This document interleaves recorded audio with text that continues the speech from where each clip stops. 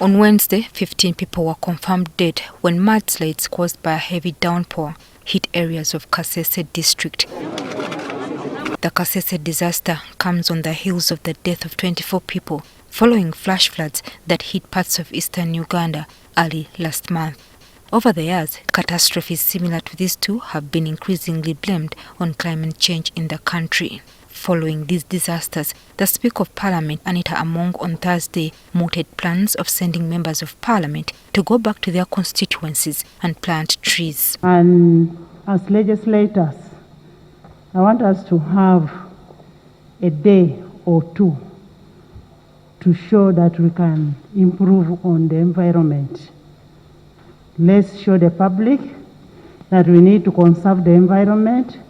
We need to improve on the environment. At an ample time, I'm going to send you to your constituencies.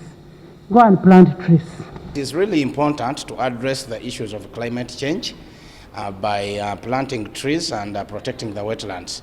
Because of recent, we have had a lot of climate change challenges in Europe, where fires have been rampant, temperatures have been high. So I think as Uganda as a country, we also need to address the challenges of climate change. Of course, we got a very important environment from our grandparents.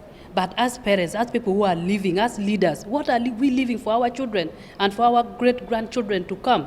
So it's a time for us to act. I think it's so timely. Actually, we needed to have done it even yesterday.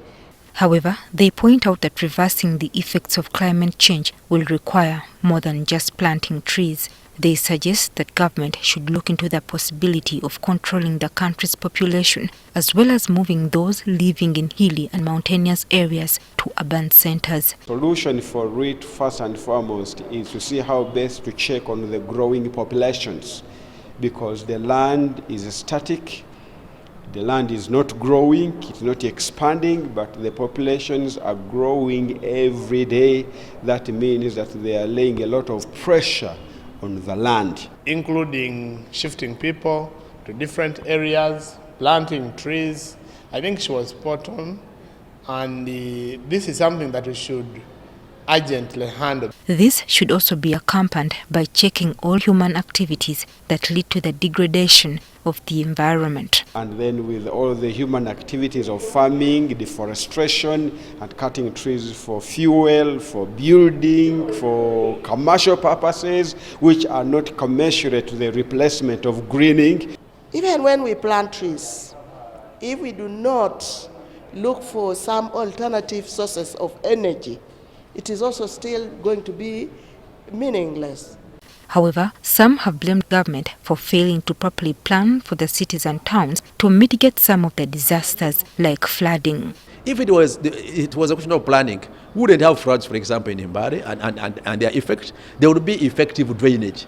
But what they only focused on is money and resources, because most of those industrial parks are heavily funded by Western and Eastern countries.